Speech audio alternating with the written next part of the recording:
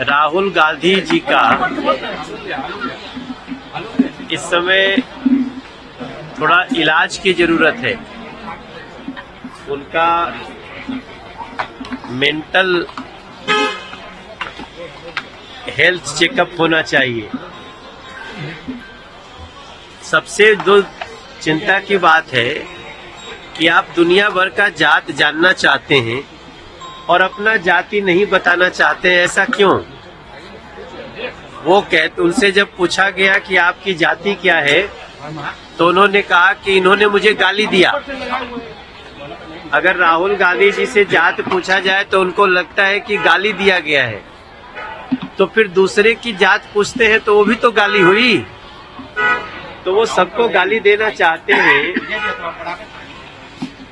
और अपने को उससे बचाना चाहते हैं। तो मैं समझता हूँ ऐसे व्यक्ति का मेंटल हेल्थ चेकअप होना चाहिए। ये देश अपनी प्रतिभाओं से जिसको जो आगे बढ़ना होता है बढ़ता है, और इस देश के हर बच्चे में प्रतिभा है।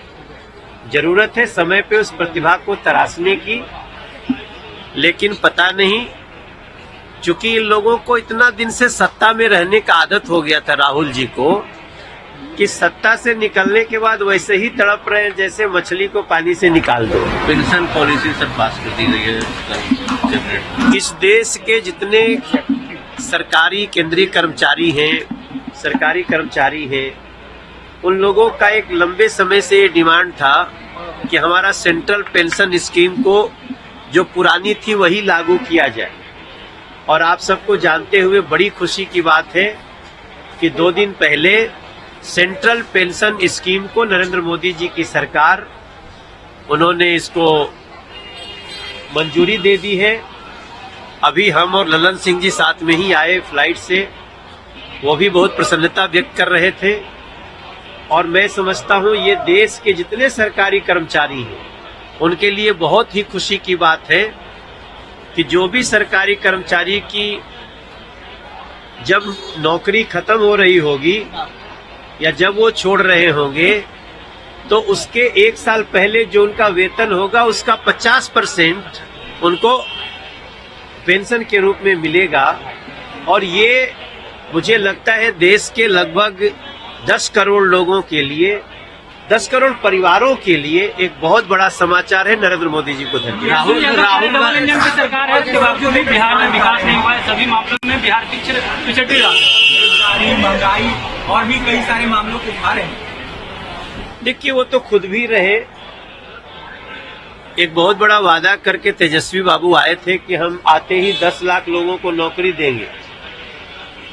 काफी 2.5-3 साल रहे, तो 2.5-3 साल में कम से कम 5 लाख को तो दे देना चाहिए था, लेकिन 500 को भी नहीं दे पाए।